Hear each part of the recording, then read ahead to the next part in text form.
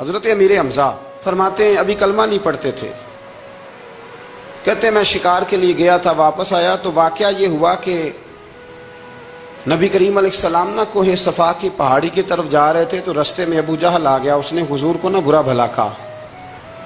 میرے نبی کریم علیہ السلام نے نا آج اس کے جواب میں خاموشی اختیار کی۔ خاموشی بہت بڑا طوفان ہوتی ہے، چپ رہنا بہت بڑا طوفان ہوتا ہے۔ حضور خاموش ہو گئے، مکمل کوئی بات نہیں، حضور دیر تک خاموش رہے۔ نبی کریم علیہ السلام جب خاموش رہے تو سر پٹایا اور اس کے ہاتھ میں ڈنڈا تھا، حضور کے سر اقدس پر دے مارا۔ حضور کچھ نہیں بولے، خاموش رہے، سر پہ ہاتھ رکھا، گھر تشریف لے گئے۔ وہ لونڈی دیکھ رہی تھی، نبی کریم علیہ السلام تشریف لائے حضرت ختیجہ کے گھر۔ اتنی دیر میں حضرت امیر حمزہ آئے تو اس لونڈی نے نا جناب امیر حمزہ کو مخاطب کیا، چونکہ اس نے حضور کو بھی دودھ پلایا تھا اور جناب امیر حمزہ کو بھی برابر کی محبت تھی، رضائی والدہ تھی۔ حضرت امیر حمزہ کو دیکھ کے کہنے لگی امیر حمزہ کہاں سے آ رہے ہو؟ کہا شکار کھیل کے آ رہا ہوں۔ فرمایا کیا فائدہ تیری بہادری کا، کیا مطلب ہے تیرے اس سارے کارنامے کا، کہا ہوا کیا؟ تو وہ لونڈی کہنے لگی کہ آج میرے سامنے ابو جال نے ڈنڈوں سے اتنا مارا ہے کہ حضور کے سر اقدس سے خون نکل آیا ہے، خون نکل آیا ہے۔ مجھے پتہ ہے ابو جہل یہ ظلم اس لیے کرتا ہے کہ محمد ابن عبداللہ کے والد موجود نہیں۔ آج اگر ان کے والد ہوتے، دادا عبد المطلب ہوتے تو پھر میں دیکھتی تھی کون ان کے قریب آتا۔ یہ لفظ کہے نا تو جناب امیر حمزہ رو پڑے۔ شکار وہیں پھینکا، درخت سے ڈنڈا توڑا۔ ابو جال بیٹھا تھا حرم مکہ میں، کفار کے درمیان ٹولیاں بنا کے وہاں گئے اور زور سے ڈنڈا اس کے سر پہ مارا، اور ڈنڈا مار کے کہنے لگے تجھے شرم نہیں آتی؟ میرے بھتیجے کو لاوارث سمجھتے ہو؟ جرت ہے تو ذرا آنکھ اٹھا کے ایک دفعہ دیکھو، میں تمہاری آنکھ نہ نکال دوں تو کرو ہمت، اگر طاقت ہے تو بولو۔ اللہ اکبر۔ جب یہ لفظ کہے، جب یہ بات کری تو ابو جال کانپنے لگا۔ کچھ لوگوں نے چاہا حضرت امیر حمزہ کے معاملے میں مداخلت کرنی، پر کہنے لگا چپ کر دو، تمہیں پتہ نہیں یہ شیر بڑا ہے، یہ دلیر ہے، یہ طاقتور ہے، خبردار کوئی بات نہ کرنا۔ اللہ اکبر۔ حضرت امیر حمزہ وہاں سے نہ نکل کے تو سیدہ ختیجہ کے گھر آئے۔ سیدہ ختیجہ الکبریٰ رضی اللہ تعالی عنہا نا نبی کریم کو مرہم پٹی کر رہی تھی۔ حضور نے چچا کا چہرہ دیکھا تو آنکھوں میں آنسو آ گئے۔ حضرت امیر حمزہ بھی روئے اور کہنے لگے بھتیجے خوش ہو جا، میں اس کا سر پھوڑ آیا ہوں۔ اتنی زور سے مارا ہے کہ اس کو ہمت نہیں ہوئی بات کرنے کی۔ حضرت امیر حمزہ کے جواب میں محبوب فرمانے لگے چچا میں ابو جال کا سر پھوڑنے سے تو خوش نہیں نہ ہوتا۔ کہا آپ کیسے خوش ہوتے ہیں؟ فرمایا آپ کلمہ پڑھ جائیں میں خوش ہو جاؤں گا۔ تو حضرت امیر حمزہ کہنے لگے کلمہ پڑھنے سے راضی ہو جاؤ گے، خوش ہو جاؤ گے، بس اتنی سی بات؟ فرمایا ہاں۔ تو کہا پڑھاؤ کلمہ، پڑھاؤ کلمہ۔ حضرت محبوب کریم نے کلمہ پڑھایا اور جناب امیر حمزہ اسی وقت مسلمان ہو گئے۔ ایک سنار کے بارے میں عارف رومی نے لکھا ہے کہ وہ نا اس نے بے اولاد تھا تو اس نے ایک بچہ لے کے پال لیا، تو بچہ اس کو باپ کہتا تھا، اس کی بیوی کو ماں کہتا تھا۔ انہوں نے لے پالک بچہ تھا، اور یہ لوگ جن کی اولاد نہیں ہوتی ترس جاتے ہیں، کئی دفعہ ترسے ہوئے لوگ تھے۔ بچے کو لے لیا، پالا، وہ بچے نے بھی حد کر دی فرما برداری کی۔ اب وہ جوان ہو گیا اور بڑا خوبصورت جوان ہوا۔ وہ سنار کہتا ہے کہ ساری زندگی میں نے صفائی میں، نیکی میں گزار دی۔ ایک دن دکان کے پہ ایک عورت آئی تو وہ کہنے لگی یہ چوڑیاں مجھے خود سے آپ پہنا دیں۔ وہ کہتا ہے میں نے جب اس کا ہاتھ پکڑا تو میرے دل میں غلط خیال آ گیا، میں نے غلط نظریے سے اس کا ہاتھ پکڑا، اور جب میں نے اس کا وہ ہاتھ اس نظریے سے پکڑ لیا، تھام لیا، بہرحال وہ چلی گئی، لیکن وہ میرے ذہن کے اندر ناپاکی آ گئی۔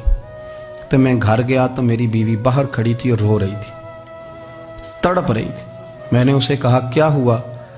تو وہ کہنے لگی کہ بچہ ساری زندگی فرما بردار رہا، میں نے ماں بن کے پالا، پر آج اس نے غلط ذہن سے میرا ہاتھ پکڑ لیا ہے، اور میں تڑپ گئی ہوں، ٹوٹ گئی ہوں کہ یہ اگرچہ لے پالک تھا، کسی کا تھا، پر میں نے تو پتر سمجھ کے پالا تھا، یہ کیا ہوا؟ وہ کہتا میری چیخ نکل گئی۔ تو میں نے اسے کہا کہ یہ اس کی غلطی نہیں، یہ میری غلطی ہے، میں نے باہر آج نظر گندی کی ہے تو رب نے مجھے سزا دی، یہ مجھے سزا ملی ہے، तू किसी की बहन को फूल भेजना चाहता है तो अगर उसी रात तेरी बहन को फूल आ गया तो किसी की बेटी पर गंदी नजर डालता है तो अगर ये तेरे घर में ये कर्ज चुकाना पड़ा। वो एक दोस्त है तो वो पसंद की शादी कर रहा था उसके घर में, तो उसकी बहन ने कहा है उससे, उसकी बहन ने कहा, उसने कहा भाई तू मर्जी की शादी कर रहा है, मेरा अब्बा अपनी पगड़ी तेरे पैरों में रखता है, माँ दुपट्टा रखती है कि बेटे हम तबाह हो जाएंगे ना कर, और आज अगर तेरा ये हाल है तो फिर मुझे भी इजाजत दे, मैं भी मर्जी की शादी करूं। तो वो कांप गया बुरी तरह से। वो कहता है ये तू क्या कह रही है? उसने कहा तू तेरे लिए अगर ये जायज है तो मेरे लिए कैसे मना हो गया? तो ये कोई मुहज्जब कौमें नहीं जो ऐसे करती हैं, ये कोई तालीम याफ्ता होने की या गोरा चिट्टा होने की अलामत है?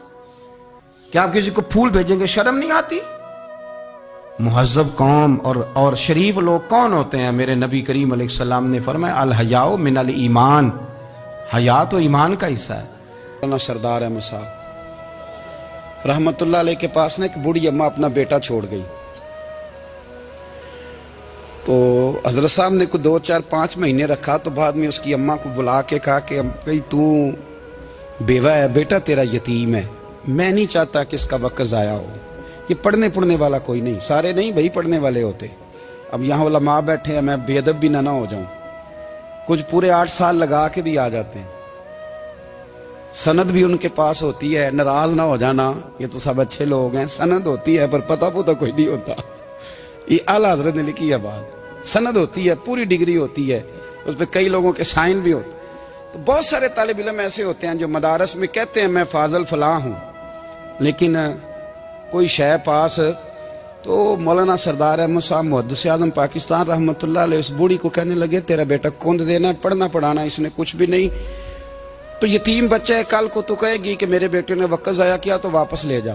बूढ़ी अम्मा रोने लग गई, कहने लगी मैं पढ़ाने तो नहीं लाई थी, मैं तो आपको रब का वली समझती हूँ, मैं तो नौकरी कराने लाई थी, नौकरी। हजरत अनस बिन मालिक कहते हैं मेरी अम्मा भी हुजूर की बारगाह में दे गई थी, हुजूर की बारगाह में, ये नहीं कहा था कि या रसूलल्लाह पढ़ा दें, हाँ हाँ मैं जिम्मेदारी से बात कर रहा हूँ, ये नहीं कहा था हुजूर मुजाहिद बना दें, ये थोड़ी कहा था कि या रसूलल्लाह सल्लल्लाहु तआला अलैहि वसल्लम से मुफस्सिर मुहद्दिस मुहक्किक मुफ्ती बना दें।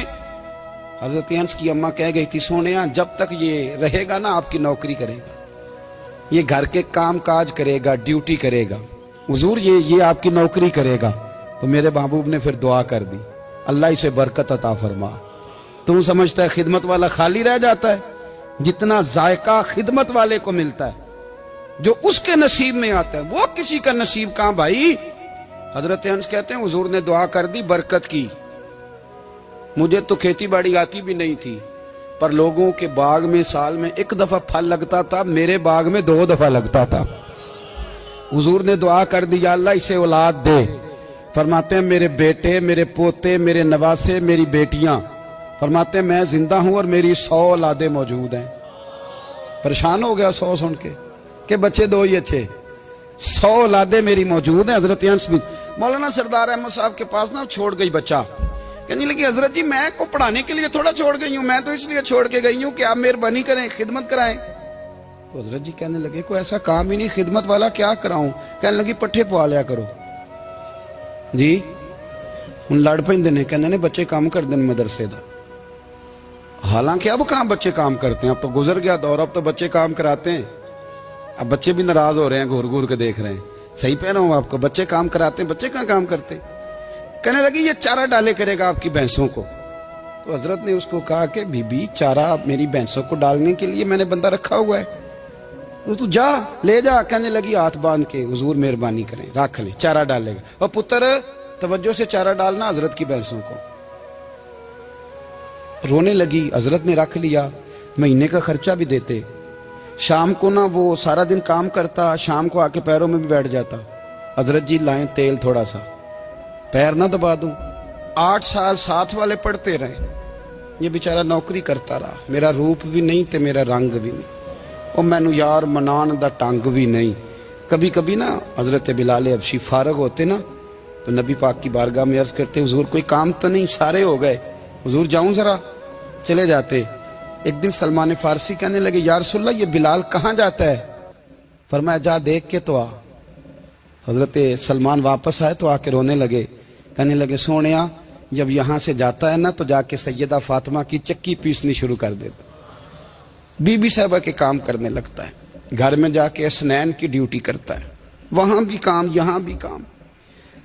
وہ چارہ ڈالتا رہا، اس نے چارہ ڈالا، حضرت محدث اعظم کی بھینسوں کو دستار فضیلت کا وقت آ گیا، سارے پگڑیاں سجا کے آ گئے، آج دستار ہوگی۔ یہ نہ پیچھے ہو کے بیٹھ گیا، چونکہ پڑھا ہی نہیں تھا تو دستار کاہے کی، دستار تو اس کی جو پڑھے گا، ہم نے تو پڑھا ہی نہیں، ہم نے تو یار پڑھا، گھر پڑھا، ڈیوٹی کری۔ حضرت محدث اعظم رحمۃ اللہ علیہ کے ہاں جب اعلان ہونے لگا نا کہ اب دستار ہوگی، تو حضرت نے پہلا اعلان اس کا فرمایا۔ تو مت جان لو بندہ کپڑے بھی کدی کدی بدل دے نا، وہ کہتا ہے جس حال میں بھی تھا میں پلٹ کے دیکھنے لگا کہ پڑھا پڑھایا تو ہے، کوئی شے نہیں، تو یہ ماجرا کیا ہے؟ پیچھے سے اٹھ کے آئے تو کہتے ہیں باقیوں کی دستار کسی عالم نے کی، کسی صوفی نے کی، لیکن یہ بھینسوں کو چارہ ڈالنے والا جب آیا تو محدث اعظم نے فرمایا پگڑی کے بال کو کوئی ہاتھ نہ لگائے، یہ ساری دستار میں نے کرنی ہے۔ اور فرماتے ہیں حضرت بال بھی دیتے جاتے تھے اور آنسو بھی بہاتے جاتے تھے، ماتھا بھی چومتے تھے، اور فرماتے تھے دستار کے بعد چلا تو نہیں جائے گا یار، مجھے تو عبادت بھی نہیں رہ گئی، مجھے تو چابیوں کو بھی نہیں پتا کون سی کہاں رہتی ہے، جائے گا تو نہیں تو رو پڑا، کہنے لگا سونے جائے تو وہ جس کے پلے کچھ ہے ہو، آتا جاتا تو ہے کچھ نہیں، مجھے کس نے رکھنا ہے، میں نے کہاں جانا ہے، ادھر کہاں تو ادھر ہی رہوں گا۔ وہ اس طالب علم کے سارے استاد بھائی کہتے ہیں اس نے دستار کرائی، پڑھا پڑھایا کچھ نہیں، پر جو مسئلہ اڑ جاتا تھا نا، وہ جو اڑ جاتا تھا نا، وہ جا کے اس سے پوچھتے تھے تو کتابیں کھولنے کی ضرورت نہیں پڑتی تھی۔